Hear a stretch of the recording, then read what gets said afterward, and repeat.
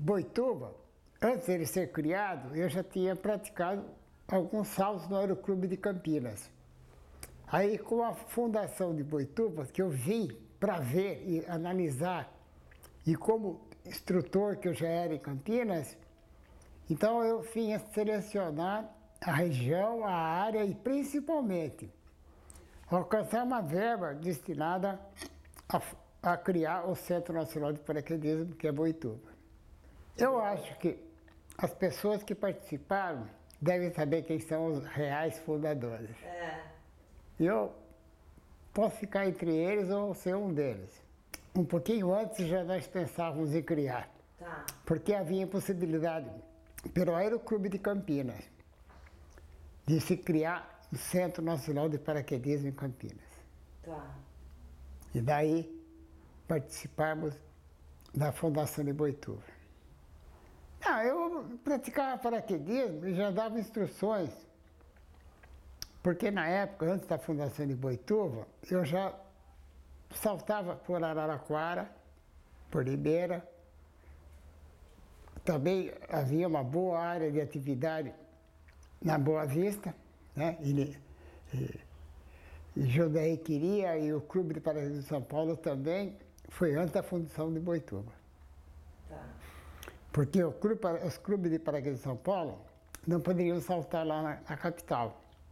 Então eles queriam uma área.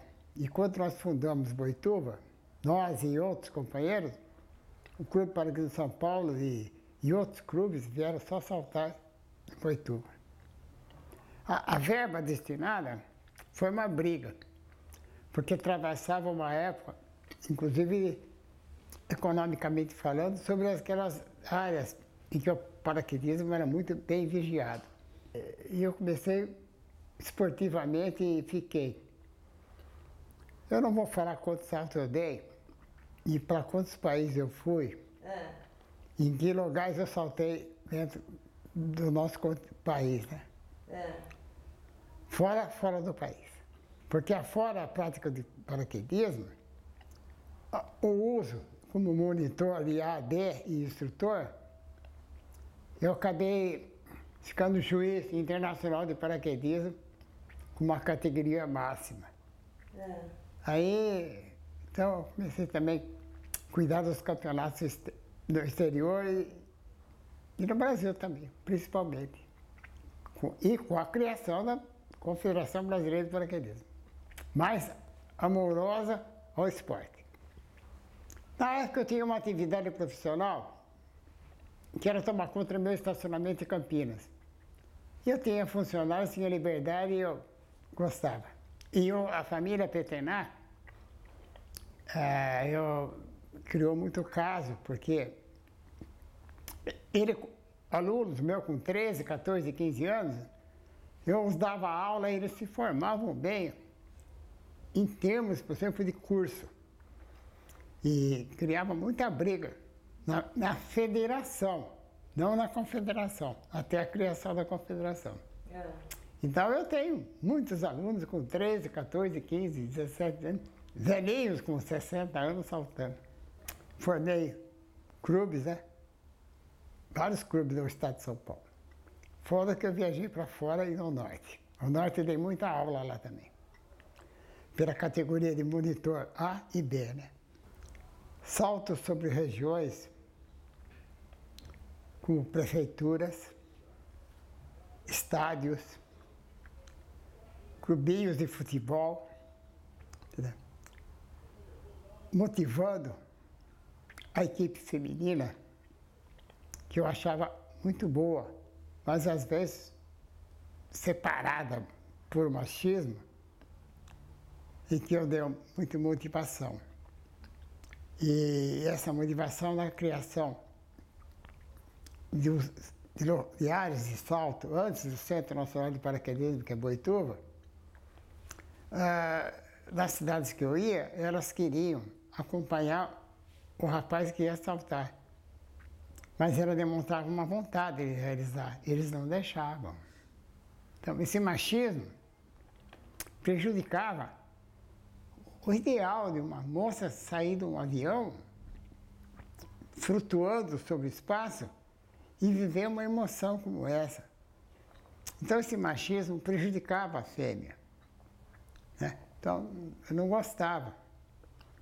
Claro, era feita uma análise física muito séria, um exame psicológico, autorização familiar e principalmente elas provaram que elas poderiam saltar mediante aquilo que elas tinham verificado, visto, aceitado e principalmente acompanhado o salto das pessoas. Boituva eu carpia mato para fazer isso aqui. Não sei quanto eu gastei, eu fechava o meu estacionamento que eu tinha em Campinas, que eu tinha os empregados que funcionavam, eu vinha de madrugada para cá. Não estou cobrando nada. Estou cobrando daqueles que agora frequentam aqui.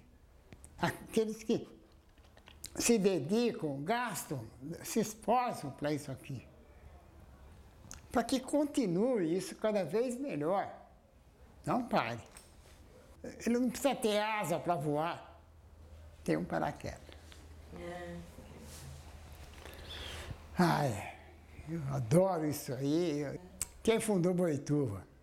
Eu só fui fundador do Centro Nacional de Paraquedismo. Sabia? Araraquara.